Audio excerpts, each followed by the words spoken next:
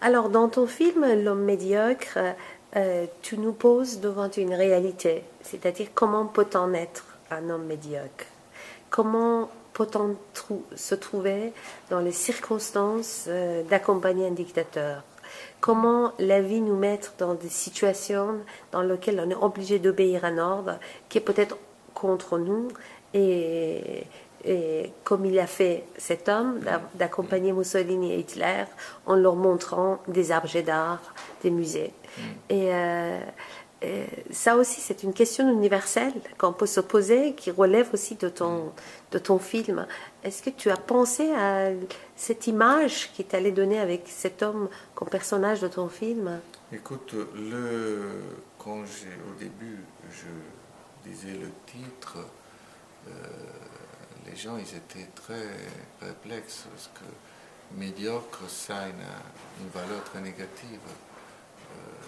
D'ailleurs, ça l'avait déjà il y a un siècle parce que Bandinelli, dans son journal, quand il dit en cette époque de prétendu surhomme, je revendique le fait d'être un homme médiocre, mais dans le sens d'ordinaire, dans le sens de normal, euh, dans le bon sens en quelque sorte, il veut dire. Donc il y avait, quand je présentais le film, au début il y avait cette. Mais le film en entier, pour moi, il a un sens justement dans ça.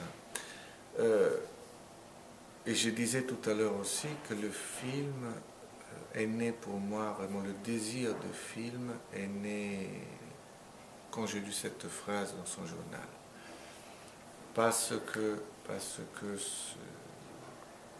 la question c'était, la question universelle, c'est qu'est-ce qu'il peut faire, qu'est-ce qu'on peut faire, nous, des hommes normaux, des hommes ordinaires, quand l'histoire s'emballe, quand la violence prend le pouvoir.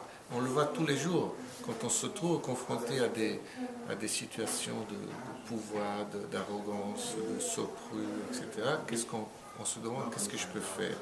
Imaginons ça au niveau d'un pays, d'un continent, d'une civilisation, parce qu'à cette époque-là, ça prend tous les pays d'Europe. Donc j'imagine, et pour moi, Bandinelli était cette personne-là, et lui il le dit, il souffre de ça, il voit la fin d'une civilisation et il se demande quoi faire.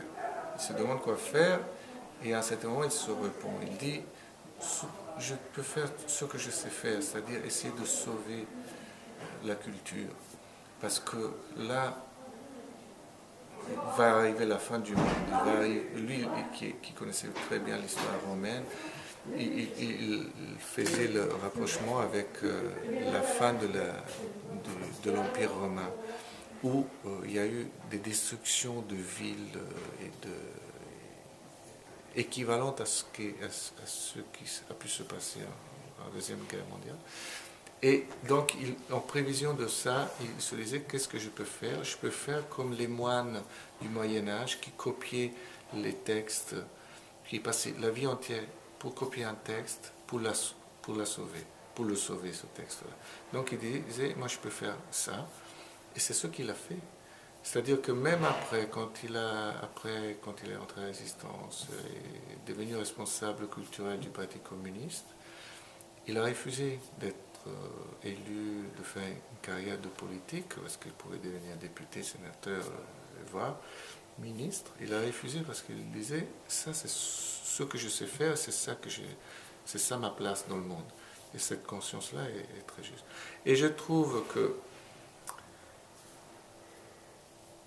revendiquer cette médiocrité, entre guillemets, c'est s'opposer à tout discours musclé, à toute phraséologie musclée, à toute politique musclée, mais à tous les niveaux politiques, culturels aussi, etc. Et je suis très loin de ceux qui montrent le muscle. D'ailleurs, en parlant de cinéma, une des choses qui me reste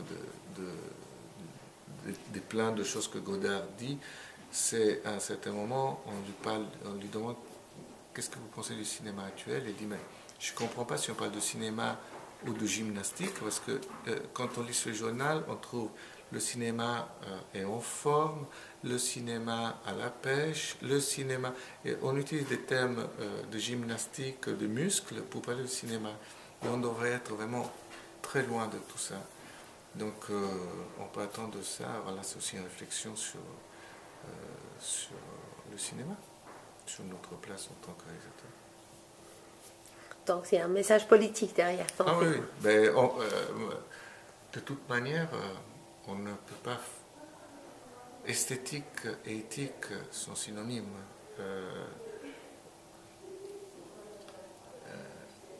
Quand tout à l'heure je disais comment j'avais trouvé cette esthétique, mais on le fait tous.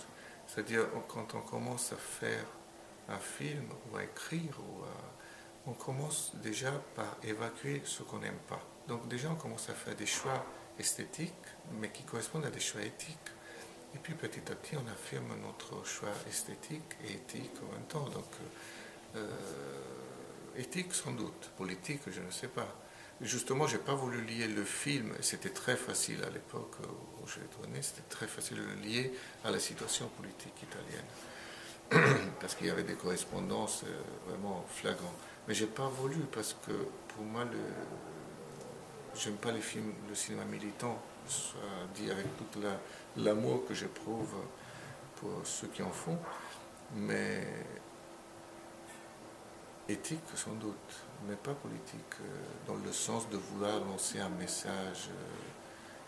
Donc ça, il est un film médiocre, un film qui revendique une esthétique, mais sans la crier haut et fort.